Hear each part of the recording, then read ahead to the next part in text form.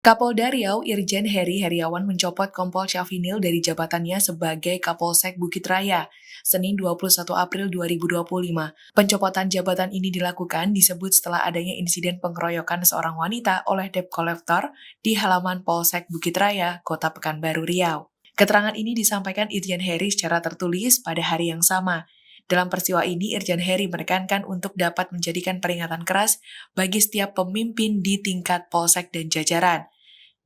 Dirinya menambahkan hal ini dilakukan guna memastikan keamanan di setiap wilayahnya, serta kedisiplinan personilnya untuk mampu memenuhi ekspektasi masyarakat. Irjen Heri juga mengingatkan, setiap anggota Polri harus memahami di mana jabatannya adalah amanah dan kepercayaan masyarakat. Dirinya menambahkan bahwa setiap jabatan anggota Polri tidak boleh dikhianati oleh kelalaian, pembiaran, atau ketidaktegasan dalam bertindak. Atas peristiwa ini, dirinya menegaskan Polda Riau akan terus mengedepankan penegakan hukum yang adil, tegas, dan berorientasi terhadap perlindungan masyarakat.